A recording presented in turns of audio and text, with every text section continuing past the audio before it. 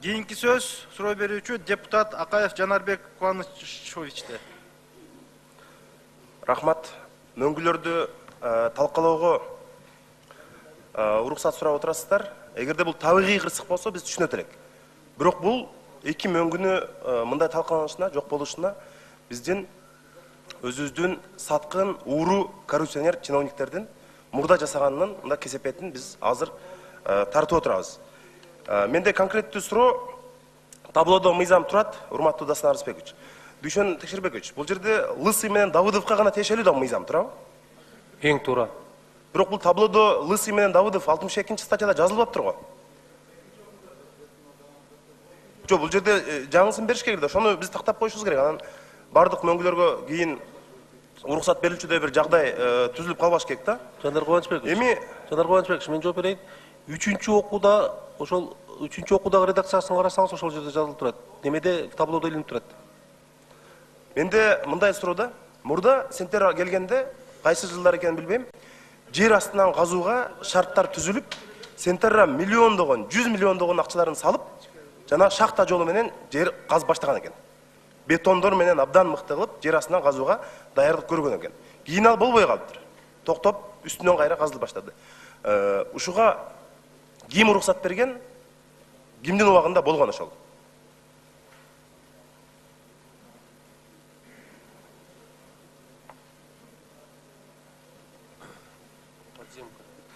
Подземка боюнча туура айтып атасыз. Алардын башында ошо иштеге эме кылабыз деп баштаган, бирок анан токтотуп койгон. Бул деген иш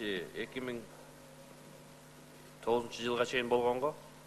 2010-жылдан кийин андай эме иш болгон эмес. Ишел Бакиев күнөөлүү экен да? Ооба. Рахмат. Мыйзам боюнча азыр иштеп аткан мөңгүлөрдү талкалоого тыюу салынат. Аларга тийбеш керек, туурабы? Бирок сентерра тийди. Ким жоопкерчиликти алат ушул боюнча? Өкмөт ошону мыйзамды бузгандарды жоопкерчиликке тартуу боюнча кандай аракеттерди көрүп атат?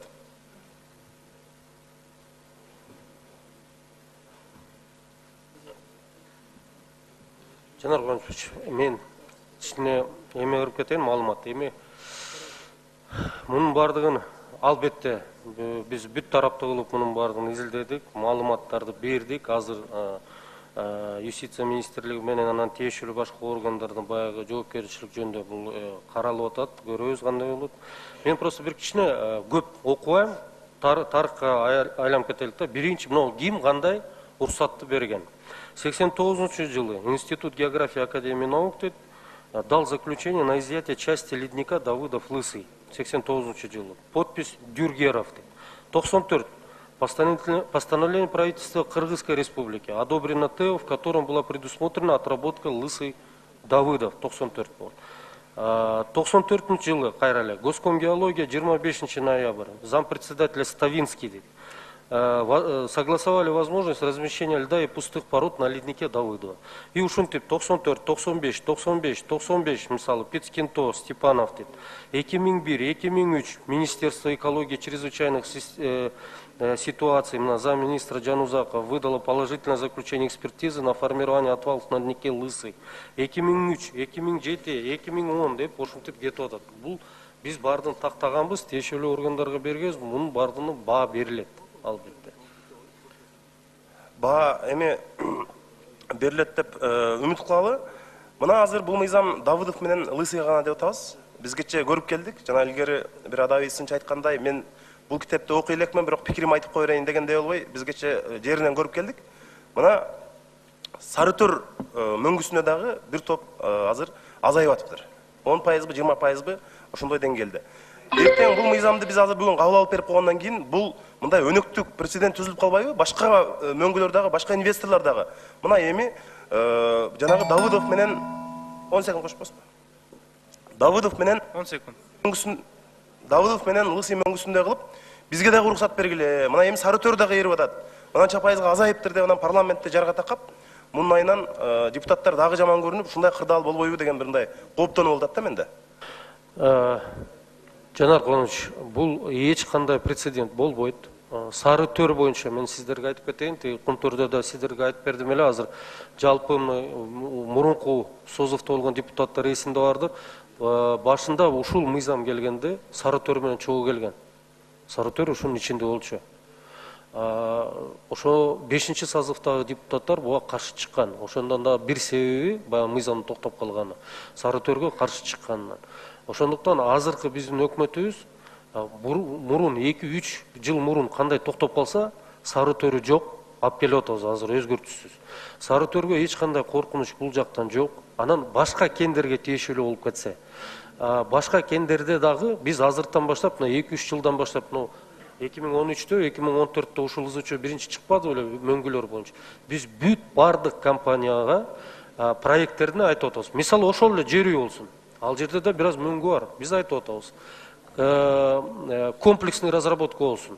Бир 30-40% бир жарымына чейин бул ачык болот. Мөңгүгө эч кандай зыян жок. Мөңгүнүн алдына боло турган болсун, подземкага кеткиле деп атабыз. И башка долбоорлорго да талап ушундай болот. Мөңгүлөргө эч кимге биз кол салдырбайбыз. Бирок сиз айтып атасыз, Сарытөр мөңгүсү кетип атат, ээрип атат катуу. Эми бул өзү табигый ушундай бүгүнкү күндө естественный шарт ушундай болуп атат. Ага карабастан мисалы ошол эле мөңгүлөр Акширакский массив болуп атпайбы бул?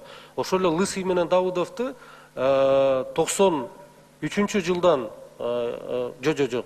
50-чү жылдан баштап 93-чү жылга чейин бизде материалдар бар, изилдөөсү бар. В среднем 19 метрден жылына кетип атыр. Эч ким ал жерде жок болчу. Анда кунтөр жөнүндө сөз да жок болчу. Өзүнүн естественный убиваниясы да катуу болуп атат. Бул жагынан да караштырып атабыз биз. Эми кандай болгон күндө дагы могу Сентерранын жоопкерчилигин сөзсүз караш керек. Анткени алар биздин эки эң чоң мөңгүбүздү тийип, жана тилине тийип. Рахмат. Эми мен бул жерден кечирим сурайм, себеби ар бир сөзгө жооп бериш керек, кыска. Бул тилекке каршы бул жерде экинчи тарабы да бар. Жанар Кубанович, баягы 3-4 стратегиялык келишим түзүлгөн. Ал жерде ошо тилекке каршы бул уруксаттар берилип калган. Ошондуктан өзүбүздүн да бул жерде күнөөбүз бар, анын баардыгын карап атабыз биз. Рахмат.